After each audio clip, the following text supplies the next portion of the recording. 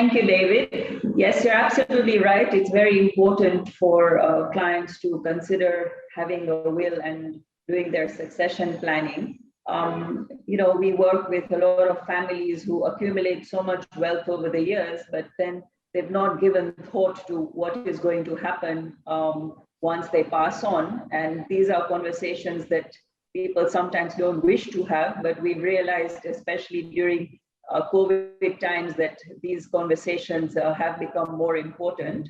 And just to put it into context, in Kenya, a lot of families don't have wills, and then when they pass on, there's so much litigation in courts. So families then don't get access to that wealth because for many years, it's all embroiled in litigation.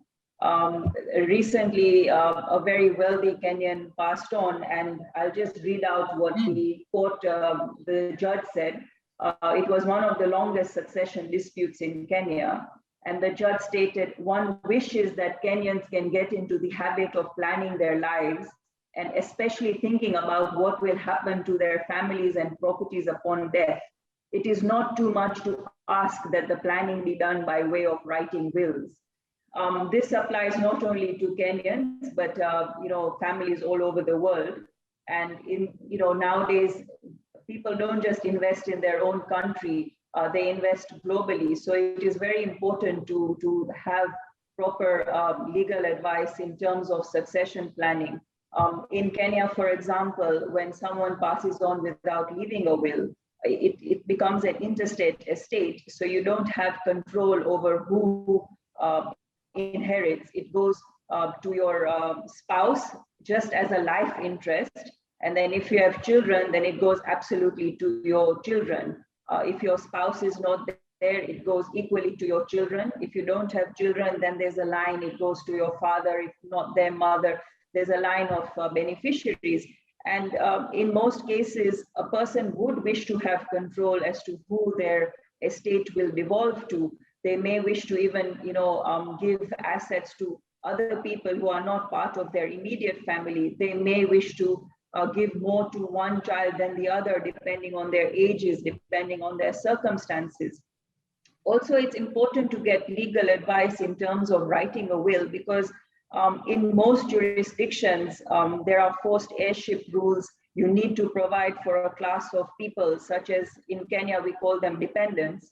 So if you do not provide for a particular person who falls in the category of dependents, then that person may bring a claim against your estate to say that I've not been provided for. So when making a will, it's not as simple as just writing down who you wish to provide for. You need to think of the category of dependents. So dependents would include a wife, would include children, would include family members that you've been maintaining prior to death.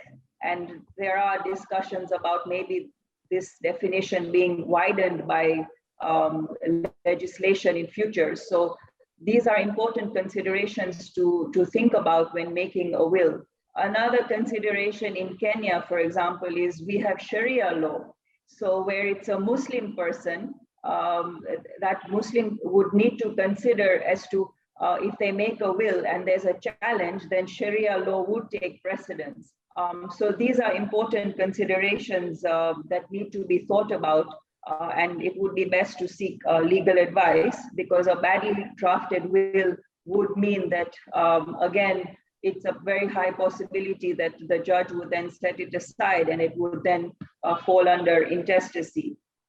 As part of succession planning, trusts have been mentioned as well. So if one could consider where, there's a special needs child or a person in the family who is elderly, who may not be able to manage the wealth, then should you have a lifetime trust created? Should you have a will trust? These are all the kinds of discussions that we have with clients when they come to see us, because you need to look at the circumstances of each family. Furthermore, do they have assets just in Kenya, or do they have assets in other jurisdictions? Also, probate in Kenya takes over 12 to 15 months. So while a probate is going on, a family doesn't have access to that wealth.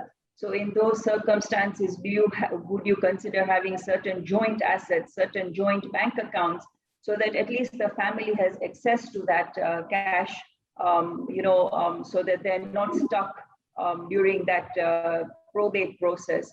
These are all the kind of discussions that we have with clients. Because when you accumulate wealth, you need to also know how you're going to pass it on. Furthermore, as I mentioned, it's not only Kenya, you may have assets in other jurisdictions. So would you need to have another will in that jurisdiction? Because every country has got its own formalities. Some countries require to have a handwritten will.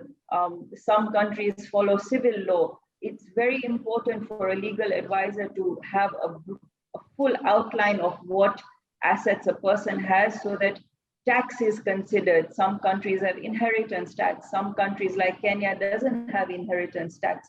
So we look at it broadly, and we work with international advisors as well, so that we can give a full picture to a client when considering their succession planning.